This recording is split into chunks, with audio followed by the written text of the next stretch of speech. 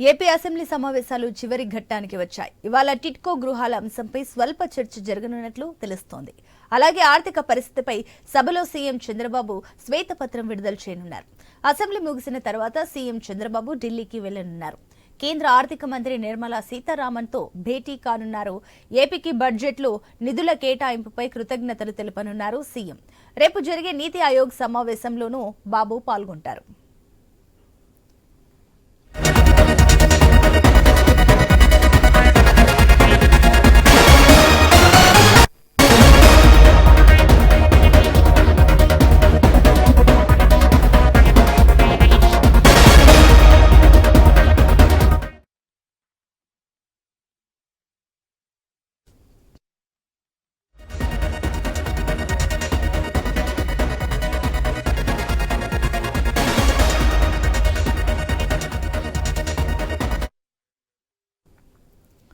AP assembly సమావేశాలు చివరి ఘట్టానికి వచ్చాయి. ఇవాళ టిట్కో గృహాల అంశంపై స్వల్ప చర్చ జరగనున్నట్లు తెలుస్తుంది.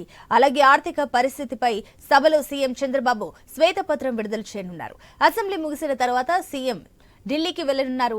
కేంద్ర ఆర్థిక మంత్రి నిర్మలా సీతారామన్ తో భేటీ కానున్నారు. ఇక ఏపీకి బడ్జెట్లో నిధుల కేటాయింపుపై సీఎం కృతజ్ఞతలు తెలుపనున్నారు. రేపు జరిగే నీతి ఆయోగ్ సమావేశంలోనూ బాబు పాల్గొంటారు. దీనికి సంబంధించి మరిన్ని డీటెయిల్స్ మా ప్రతినిధి హరీష్ అందిస్తారు. ఎస్ హరీష్.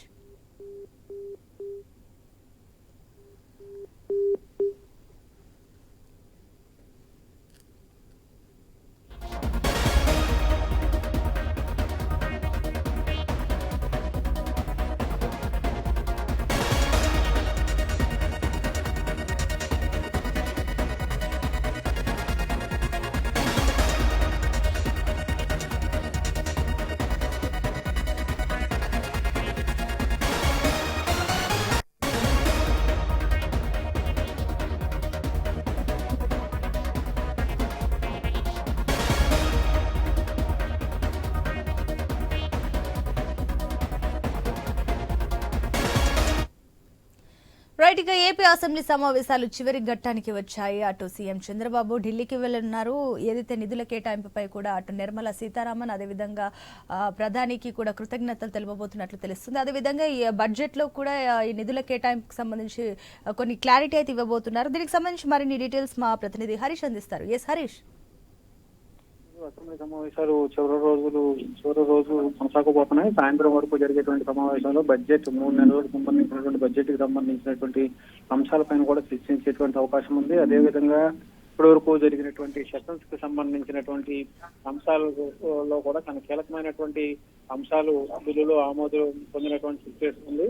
ఈ రోజుతో ముగిసినటువంటి సమావేశంలో మొత్తం 2 బిల్లులు ఆమోదించారు. అదేవిధంగా 3 శ్వేతపత్రాలను కూడా ప్రవేశపెట్టేటువంటి అవకాశం ఉంది. ఇప్పుడుగా 2 ప్రవేశపెట్టారు. ఇప్పుడు 3వది ఈ రోజు మరో శ్వేతపత్రం సభలో ప్రవేశపెట్టబోతున్నారు. అసెంబ్లీ సమావేశాలకు సంబంధించి 5 రోజుల పాటు జరిగినటువంటి సమావేశంలో మొదటి రోజు గవర్నర్ కి సంబంధించినటువంటి ప్రసంగం, ఆ తర్వాత వైసీపీ కొద్దిపాటి గవర్నర్ ప్రసంగాన్ని అడ్డుకోవడం, ఈ అంశాలకు సంబంధించినటువంటి అంశాలపైన కూడా చర్చ జరిగింది. ఇక 2 బిల్లులు ఈ సభలో ప్రవేశపెట్టారు.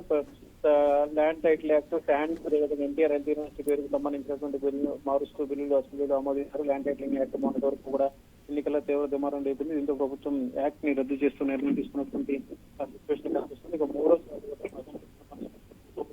ప్రభుత్వం విడుదల చేసి మద్యం శాంతి భద్రతలకు సంబంధించి, అదేవిధంగా ఆర్థిక శాఖకు సంబంధించి ఈ రోజు ఫైనల్ గా శ్వేతపత్రం సభలో ప్రవేశపెట్టేటువంటి అవకాశం అయితే కనిపిస్తోంది. ప్రధానంగా చూసుకుంటే కనుక అసెంబ్లీ సమావేశాల్లో స్పీకర్ అట్రాక్షన్ గా నిలిచారనే చెప్పుకోవచ్చు. ఎందుకంటే ఆయన మొత్తం బిల్స్ అన్నింటినీ కూడా మొత్తం ప్రసంగం అంతా కూడా పూర్తిగా తెలుగులో చదవడం,